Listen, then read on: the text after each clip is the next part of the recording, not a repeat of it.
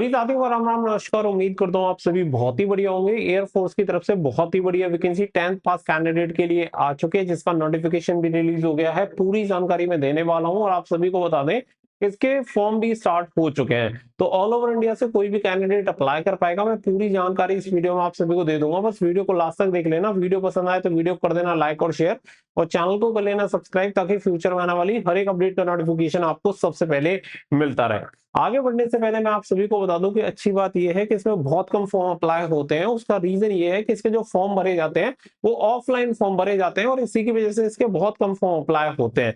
और ये non combatant की वैकेंसी है, यानी गैर लड़ाकू ये वैकेंसी निकाली जाती है। यानी कि आपको फील्ड में जाके कोई हथियार वगैरह या कोई लड़ाई वाला जो काम है वो आपको नहीं करना है कि बॉर्डर वगैरह पे आपको कोई जाने की आवश्यकता पड़े।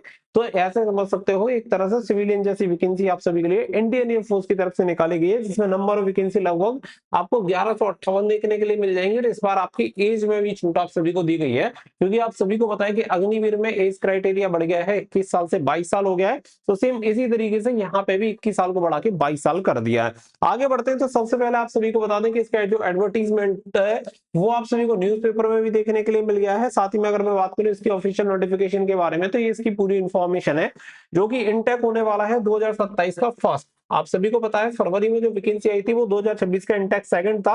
यानी हर साल 2 बार वैकेंसी आती है, और ये अग्निवीर स्कीम के अंडर ही होती है। जैसे XY ग्रुप की वैकेंसी 2 बार निकलती है साल में, सेम इसी तरीके से आप सभी की नॉन कॉम्बेटेंट की जो वैकेंसी होती है वो भी साल में 2 बार निकलती है।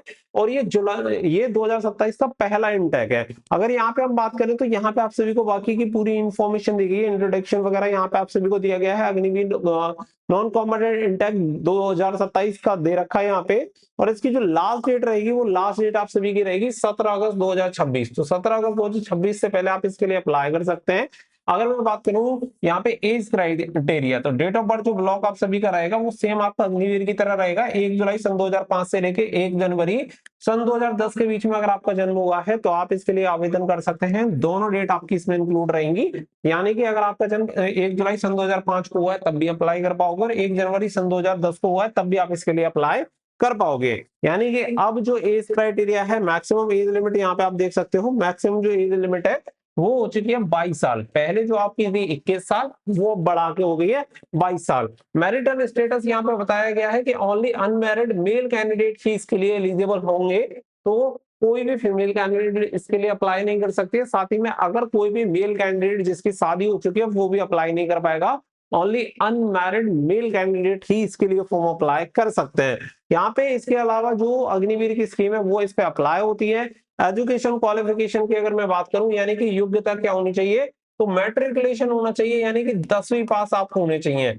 अगर आपने 10वीं पास किया हुआ है किसी भी मान्यता प्राप्त बोर्ड से तो आप इसके लिए अप्लाई कर सकते हैं। इसके अलावा यहाँ पे कुछ इंफॉर्मेशन दी गई है, जैसे कि हाइट हाइट आपकी 152 सेंटीमीटर होनी चाहिए। चेस्ट की बात करें तो फुलाव जो होना चाहिए 5 सेंटीमीटर होना चाहिए। मान के चलो आपकी नॉर्मल जो चेस्ट है वो 80 सेंटीमीटर है, तो फुलाव के बाद वो मिनिमम 85 हो जानी चाहिए। इसके अलावा वेट की बात करें तो हाइट के प्रपोर्शन में होता है, तो 152 सेंटीमीटर लंबाई बहुत कम लंबाई है इस हिसाब से देखा जाए तो आराम से लगभग सभी कैंडिडेट की बैठ जाती है, तो वो सभी इसके लिए अप्लाई कर सकते हैं। बाकी का जो रिक्वायरमेंट वगैरह होती है, जैसे कि आपकी हेल्थ से रिलेटेड हो गई या आपकी फिजिकल स्टैंडर्ड वगैरह जो भी चीजें हैं मेडिकल वगैरह, वो सभी इंडियन एयरफोर्स के स्टैंडर्ड के अकॉर्डिंग होती है। बाकी का जनरल डिस्क्वालिफिकेशन के बारे में आप सभी को बता रखा है। बॉडी टैटू के बारे में मिल जाएगा।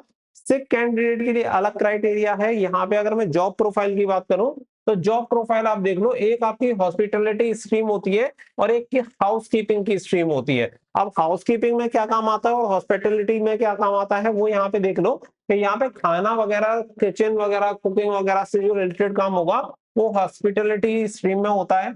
और हाउसकीपिंग में जो आप सभी का होता है, जैसे कि आपकी बेडरूम वगैरह वो आपको सही करने हैं। उससे अलावा आपकी वॉशिंग वगैरह, गार्डन जो गार्डन वगैरह होंगे वो आपको देखने हैं, कपड़े वगैरह, फाइलिंग वगैरह, ये सब पानी वगैरह ले जाना, ये सब काम आपका हाउसकीपिंग में होता है। अब अगर हम बात करें प्रोसीजर टू अप्लाई, तो यहाँ पे आपको इसके लिए ऑफलाइन फॉर्म अप्लाई करना होता है।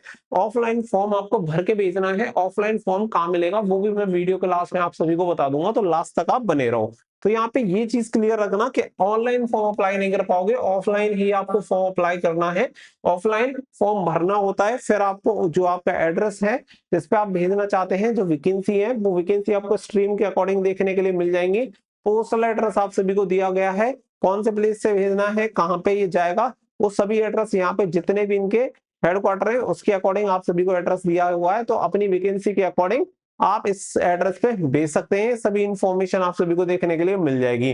तो इसमें आप चेक कर लेना कि कौन से एड्रेस पे आप सभी को भेजना है, उस पर वो एड्रेस डाल के उसी एड्रेस पे आप सभी को भेज देना है। इसके अलावा अगर आप यहाँ पे देखेंगे तो टर्म एंड कंडीशन हो जाती है, बाकी का कौन कौन से डॉक्यूमेंट्स वगैरह भेजने हैं वो सभी यहाँ पे बताए गए हैं। तो एक बार अगर आप नोटिफिकेशन पढ़ लोगे तो पूरी चीजें आपकी सभी की क्लियर हो जाएंगी। टर्म एंड कंडीशन जो नॉर्मल होती है वो आप सभी को बताया गया है। सेम अग्निवीर वाली स्कीम अप्लाई होती है, जिसमें ट्रेनिंग हो गई, छुट्टी हो गई, एनुअल लीव्स हो गई, सिक लीव हो गई, ये सभी चीजें जो होती है बिल्कुल अप्लाई होंगी आपकी अग्निवीर की तरह। जैसे 30 दिन की छुट्टी यहाँ पे आप सभी को दी जाएंगी, मेडिकल एडवाइस के बेसिस पे आपको सिक लीव वगैरह दी जाती है।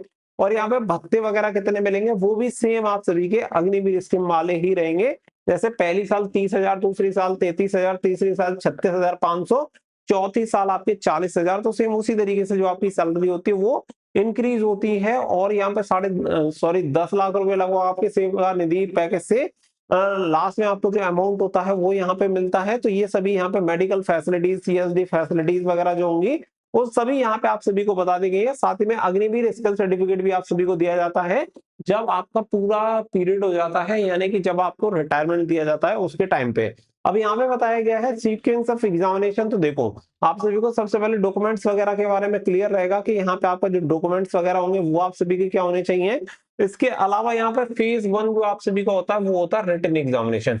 तो the written examination test will be conducted at the station location where the candidate has submitted his application. Written test will be common for both stream in minimum aggregate score. यहाँ पर 10 आप सभी को बताया गया है कि 10 कम से कम होना चाहिए, क्योंकि जो इसका पेपर होता है वो केवल 20 नंबर का होता है। 20 में से 10 तो आपको लेके आने पड़ेंगे, यानी हर एक सब्जेक्ट में 5-5 मान लो।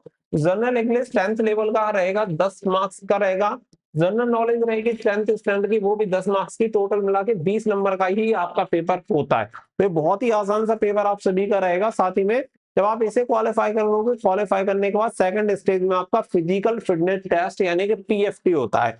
अगर मैं पीएफटी की बात करूं तो देखो पीएफटी यहाँ पे देख लो, फिजिकल फिटनेस टेस्ट का जो फर्स्ट पार्ट होगा इसमें आप सभी को बताया गया है 1.6 किलोमीटर की रनिंग आपकी होती है, जैसे 6.5 मिनट में पूरा करना होता है। यहाँ पे आप सभी को बताया गया है कि अगर हिल एरिया एल्टीट्यूड जो रहता है उसके अकॉर्डिंग अगर 5,001 से लेकर 9,000 तक है तो आपको एडिशनल 30 सेकंड मिलेंगे, और 9,000 से लेकर 12,000 फीट तक है तो एडिशनल कितने मिलेंगे, 120 सेकंड मिलेंगे, यानी कि 2 मिनट एक्स्ट्रा मिलेंगे। इसके अलावा फिजिकल फिटनेस का सेकंड जो पार्ट होता है उसमें आपकी 10 पुशअप्स होती हैं 1 मिनट में, आपको बीच में गैप भी दिया जाता है 10 मिनट का। इसके अलावा यहाँ पे 10 सेटअप होंगी 1 मिनट में, 2 मिनट का गैप दिया जाएगा, और 20 स्क्वाट यहाँ पे आप सभी की होंगी 1 मिनट में। तो ये चीजें होती है। फिर इसके अलावा जो होता है वो होता है एसएसटी। एसएसटी को बोला जाता है एक्सट्रीम सुटेबिलिटी टेस्ट, यानी एक क्वालिफाइंग नेचर का आप सभी का होता है। तो वो आप सभी को यहाँ पे करना होगा, जिसमें से आपको मिनिमम 50% मार्क्स लेके आने पड़ेंगे, अदरवाइज आपको डिस्क्वालीफाई कर दिया जाएगा। इसके अलावा यहाँ पे अगर आप देखेंगे तो यहाँ पे जो एसएसटी होता है, एसएसटी में क्या होता है कि सिंपल सी बात समझो, जैसे हॉस्पिटलिटी के लिए अगर आप अप्लाई कर रहे हैं तो यहाँ पे आपको नॉलेज ऑफ सैनिटेशन वगैरह हो गया, और demonstration aptitude to serve food, मतलब खाना वगैरह कैसे परोसना है, वो सारी चीजें यहाँ पे आप सभी को दी जानी है। कैसे हाइजीन वगैरह रखोगे अपने किचन वगैरह को, कॉमन नॉलेज ऑफ कुकिंग और कुकिंग अप्लायंस वगैरह रहते हैं जो वहां पे खाना पकाने में जो अप्लायंस काम करते हैं उनके बारे में बेसिक नॉलेज वगैरह होनी चाहिए। यानी कि ट्रेड टेस्ट आप सभी का होगा, ऐसे आप सिंपल सी समझो। बाकी का हाउसकीपिंग में भी सेम चीज होगी। तो ट्रेड टेस्ट भी यहाँ पे होता है जिसमें 50% मार्क्स आपको लाने लाने, जिसे एसएसटी यहाँ पे बोला गया है। इसके अलावा यहाँ पे फेज 4 जो होता है वो होता है मेडिकल एग्जाम। तो मेडिकल एग्जाम में आप सभी को पता है कि आपका मेडिकल चेकअप वगैरह होता है, जिसमें आप फिजिकली और मेडिकली फिट होने चाहिए, तभी आप क्वालिफाई कर पाओगे। तो ये पूरा प्रोसेस यहाँ पे मैंने आप सभी को बता दिया है कि किस तरीके से आप सभी को अप्लाई करना है। फुल एंड फाइनल प्रोसेस आपको समझ में आ गया होगा। बाकी का जैसे मैंने बताया कि ऑफलाइन फॉर्म अप्लाई करना है, अब ये फॉर्म वगैरह कहाँ से मिलेगा, तो वीडियो को डिस्क्रिप्शन में आप सभी को लिंक दे दूंगा, वहां से जाके आप एप्लीकेशन फॉर्म को डाउनलोड कर लेना। उस फॉर्म को भरने के बाद नोटिफिकेशन डाउनलोड कर लेना। नोटिफिकेशन में एड्रेस आप सभी को दिया हुआ है, किस एड्रेस पे आप सभी को भेजना है वो भी आपको क्लियर हो जाएगा, तो वहां पे उस एड्रेस पे आप सभी को भेज देना है। बहुत सारी वीडियोस आपको यूट्यूब पे भी मिल जाएंगी इसके फॉर्म फिलअप के रिगार्डिंग, तो वो वीडियोस भी आप देख सकते हैं कि किस तरीके से इसका फॉर्म फिलअप करके आप सभी को भेजना है। बाकी का 17 अगस्त से पहले आप सभी को ये पूरा जो प्रोसेस है कंप्लीट कर देना है। उम्मीद करता हूँ वीडियो पसंद आई होगी, वीडियो को लाइक और शेयर कर देना। मिलेंगे नेक्स्ट वीडियो में, so thank you for watching. जय हिंद, जय भारत।